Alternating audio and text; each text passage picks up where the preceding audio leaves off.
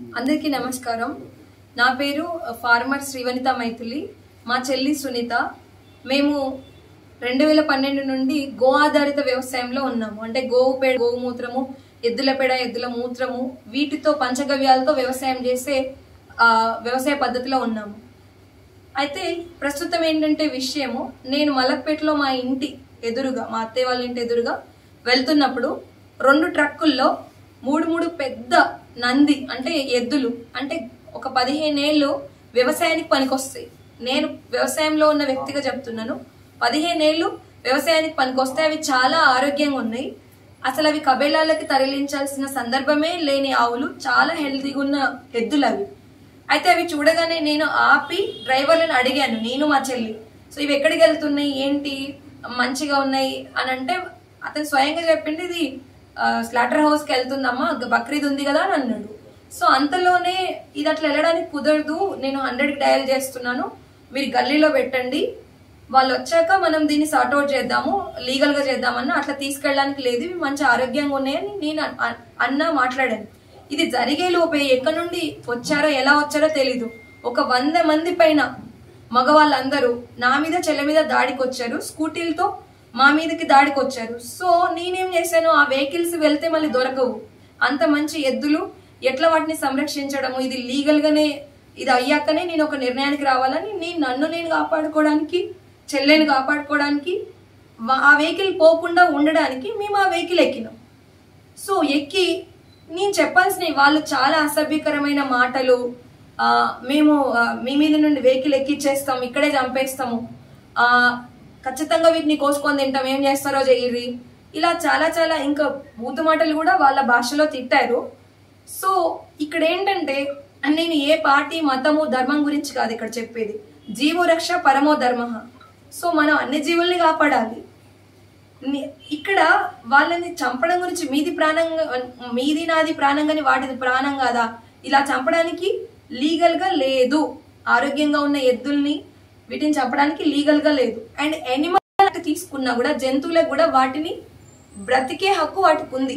చిలకల్ని కూడా పంజరంలో పెడితే కూడా పెద్ద కేసులు అవ్వడానికి చట్టంగా కేసులు ఉన్నాయి, చట్టపరంగా నియమాలు ఉన్నాయి. అలాగే వీటికి బ్రతికే హక్కు ఉంది. సో ఆ పరంగా నేను ప్రశ్నించాను. వ్యవసాయంలో ఉన్న వ్యక్తిగా ఎద్దుల పైన ఉన్న ఎద్దుల్ని మా ఇంట్లో భాగంగా మేము పూజిస్తాము, మేము వ్యవసాయంలో భాగంగా వాటిని ఒక అన్నదమ్ములాగా చూసుకుంటాం. సో నేను మా చెల్లి మేము రైతులం, ప్రకృతి వ్యవసాయ రైతులం. సో ఈ గో ఆధారిత వ్యవసాయంలో భాగంగా, గోరక్షక్లో నేను భాగంగా ఖచ్చితంగా దీన్ని ఆపాలనే ఉద్దేశంతో ఆ స్పాంటేనియస్ గా కనబడేసరికి నేను చేశాను తప్ప ఇది ఎక్కడ ఏ ప్లానెడ్ గా జరిగింది కాదు, ఏది కాదు. సో ఈ రకంగా జరిగాక వాళ్ళు వెహికల్ తీసుకెళ్లిపోయారు. వెహికల్ తీసుకెళ్లిపోయి పక్కనే ఇక్కడ మలక్పేటలోనే ఏదైతే గల్లీలో తీసుకెళ్లి వాళ్ళ బిల్డింగ్స్ అండర్ లో ఉన్న ప్లేస్ లోకి తీయలేరు, ఖచ్చితంగా వస్తాం, మీరు ఏం వీకలేరు, ఇలాంటి మాటలు మాట్లాడారు. అంతలో ఏంటంటే మన పోలీస్ వాళ్ళు కొందరు మన వచ్చేసి మమ్మల్ని సేఫ్ గా పోలీస్ స్టేషన్ తీసుకెళ్లి జరిగిన విషయం ఏంటని తెలుసుకొని ఇదంతా కూడా రాయించి కంప్లైంట్ ఇవ్వడం జరుగుతుంది. సో ఇక్కడ నేను విన్నవించే విషయం ఏంటంటే, మన మనుషులను బ్రతుకుండడానికి ఆకుకూరలు, కూరగాయలు ఇవన్నీ శాకాహారం తింటే సరిపోతుంది, మిగిలిన జీవులన్నింటినీ చంపుకొని తినాల్సిన అవసరం లేదు.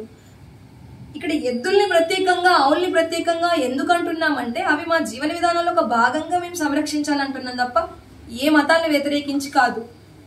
అదే టైంలో నేను 100కి కూడా డయల్ చేశాను ఫోను, కానీ ఆ ముందర వాళ్ళందరూ దాడికి వస్తుంటే మమ్మల్ని మేము కాపాడుకుంటూ వాళ్ళు దానికి సమాధానం చెప్తూ అంటే, కానీ కొంచెం లేట్ అయింది వాళ్ళు. సో ఇది జరిగిన విషయం.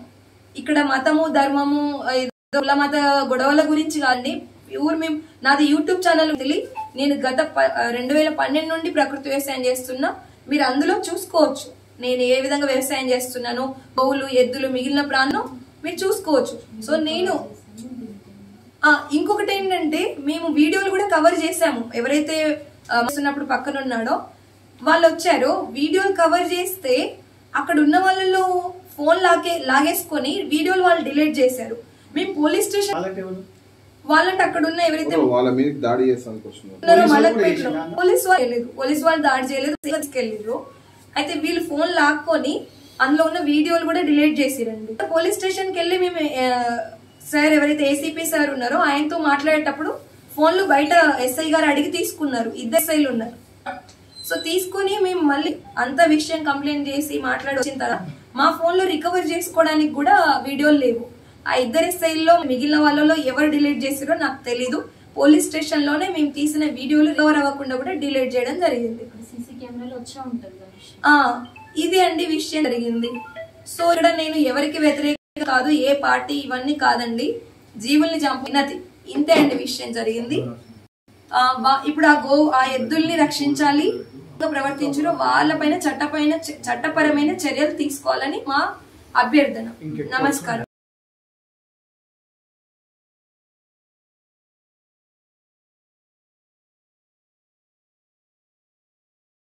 నమస్కారం.